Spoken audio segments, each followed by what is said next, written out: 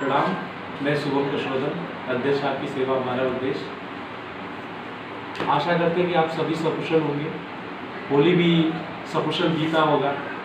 और आपके सामने एक छोटा सा होली बीतने के उपरांत मैं आया हुआ हूँ। कई वीडियो हमारे आए हुए थे, आप सभी का स्नेह और प्यार ज़बरदस्त मिला था और आशा करते हैं कि इस वीडियो में भी हमें आपका प्यार और आशीर्वाद मिलेगा। हम बात करते हैं होली की। होली सबके वहाँ होता है, पूरे देश ने होली मनाया, लेकिन कोरोना की वजह से थोड़ा सा फीका रहा है होली इस बार का। वैसे ठीक था, मिलना जुलना थोड़ा कम था, लेकिन ठीक था, होली हुआ। होली के कुछ अराजक तत्व ऐसे दिखते हैं जो मन को बड़ा द्रवित करते हैं।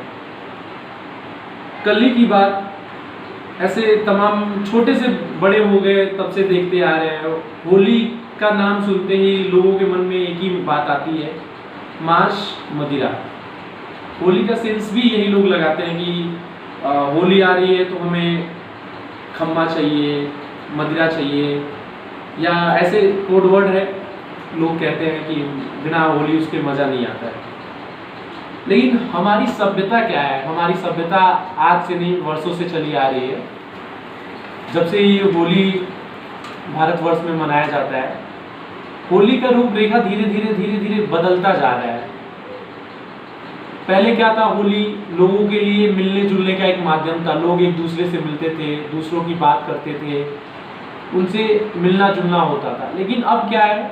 लोगों को होली, लोग मिलते तो हैं अब भी, लेकिन मिलने के बाद से मदिरा, मांस ये सब खाते और पीते हैं, और पीने के बाद से आपस में ही लड़ जाते हैं। किसी और के लड़ने की बात नहीं कर रहे हैं, उसके बाद से वो आपस में ही लड़ जाते हैं, किसी और के पास नहीं जाते हैं।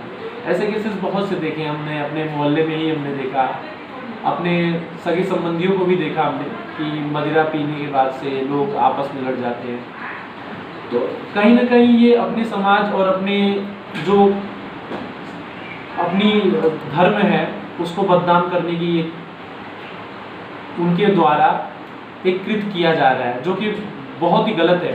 अभी शोभा यात्रा ही निकली थी नरसिंह भगवान की, तो उस जुलूस में हमने देखा कि इतने सारे लोग, खासकर युवाएं ही ज़्यादातर थे, लेकिन उन युवाओं में 5% ऐसे लोग होंगे जो एकदम उस होली की शोभा यात्रा की शोभा बढ़ा रहे थे। अन्यथा बाकी जितने लोग शामिल हुए थे वो सारे के सारे बस हुड़दंग की वजह से उसमें शामिल हुए थे।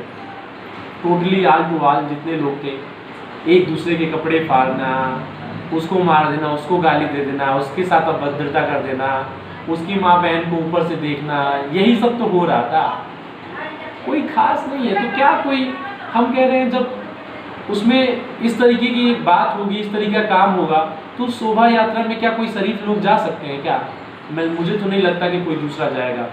क्यों कोई बच्चे अपने घर के अच्छे बच्चों को क्यों उसमें भेजना चाहेगा? अच्छे बच्चे क्यों उसमें जाना चाहेंगे? उस जुलूस में क्यों जाना चाहेंगे, जब उसमें जितने ही लोग थे लगभग 5% को छोड़ के देखा जाए तो सारे के सारे वही उद्दंड, जो कहते बानरी सेना थी, वही थी।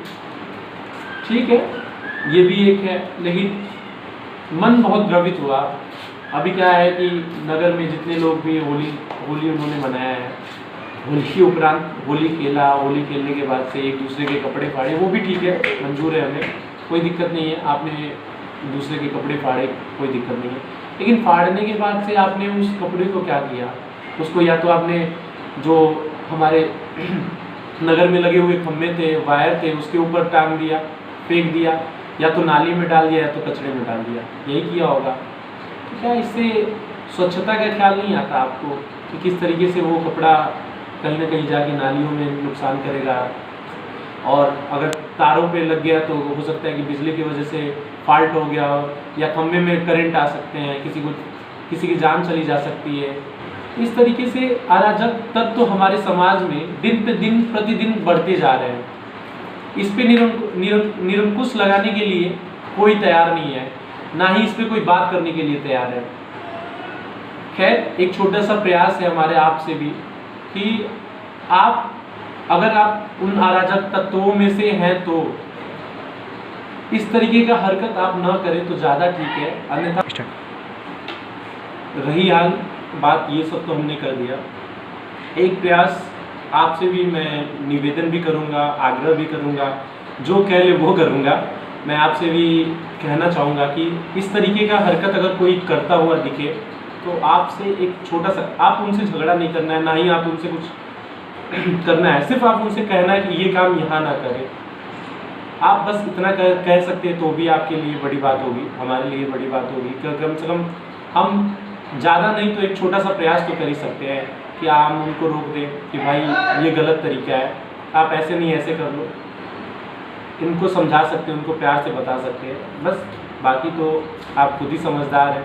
हमारा एक छोटा सा प्रयास रहा और आशा करते हैं कि आप इस बात को समझे होंगे और हमें फिर से पुनः आपके बीच आएंगे। तब तक के लिए नमस्कार, जय हिंद।